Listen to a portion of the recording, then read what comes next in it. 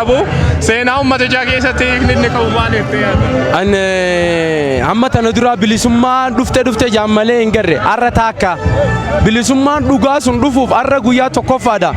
tarkaanfii arra tarkaanfachuu deemnu tana cimnee galmaan geenye kana booda fedhiin uummata Oromoo mirgi uummata Oromoo maaliif akka inni falmatu maalirratti inni akka falmachaa jiru beekamee fi akka kabajamuuf dirqama keenya ni baana naamusaa fi kabaja guddaadhaan ummata keenya cinaa dhaabannee akkasuma qeerroof qareen biyyattii ummataa fi mootummaa cinaa dhaabbachuudhaan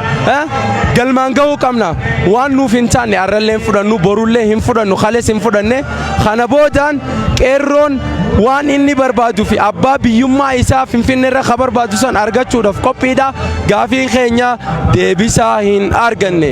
gaafii keenya maaliif akka isaan awwaalanis asumaan hin gaafadha maal fa'i kan hin deebiin jiru gaafiin handhuura Finfinnee Oromiyaa maaster pilaaniin bakka duraanitti akka nuuf deebi'u gaafatamee jira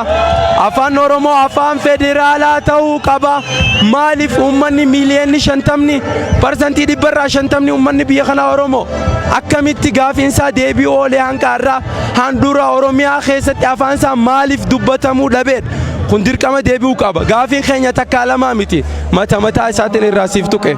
tole mee gaaffileen uummata Oromoo akka deebi'u qabsoon uummata Oromoo akka fiixa ba'uuf fuulduraaf dhaabbileen siyaasaa Oromoo isaa ta'u uummatichi bifa kamiin socho'uu qabutti yaaddu gama dhaabbilee siyaasaa yoo as deemine dhaabbilee siyaasaa 15 qabaachuun nun barbaachisu dhaabbilee siyaasaa lama jajjabaa yoo qabaannu taate biyyattii tana gama fuula duraatti amata miiliyoona 50 bulchuu dandeenya kanaafuu dhaabbileen siyaasaa Oromoo tokko haa taanu tokkummaa labsannee arra harkanne kana galmaan gayuudhaaf cimnee waan onneen teenya jettu bira kunnee osuma beeknuu beekaa keenya beekumsa keenya dhoofannee tokko taanee waan kana moohannee bilisummaa uummata Oromoo gonfachiisuu qabna qeerroo fi qareen biyyattii gaafii keessan kajalqabaa irraanfachuun qabdan sossobamuu hin qabdaniin isiniin jaa kanaafuu jabaattanii qeerroo fi qareen Oromiyaa gaafii keessan guyyaa inni deebisaa argate gaafa sani gammachuun teenya nuti hanqa ammatti gammachuu hin qabnu arra garuu gammannee jirra alhamdulillah kana booda gammachuu galmaan ga'uuf gaafa afaan Oromoo afaan federaalaa ta'e maaster pilaaniin bakka duraanitti deebi'ee gaafa sani gammachuun keenya. Guddaa galatoo milfaadhoo egaa hordoftoota Oromiyaa miidiyaa neetwoork tamsaasni kallattii keenya ammas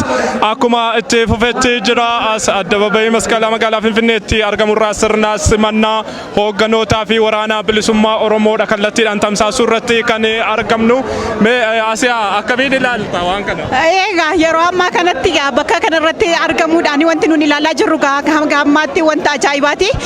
gaaffiiwwan garaagaraa kan ka'uu qaban illee har'arraa kaasee illee gara fuulduraattis deebi'uu qaba jedhan illee hawaasa biraatii kan ka'aa jiru dhagaa sagantaan keenya kan akkuma itti fufetti jira isa kaanis akkuma itti fufsiisnutti deemna gaa. Ayyaga hordoftoota Oromiyaa miidiyaa neetwoork ammas keessummoonni dhufuu irratti argamu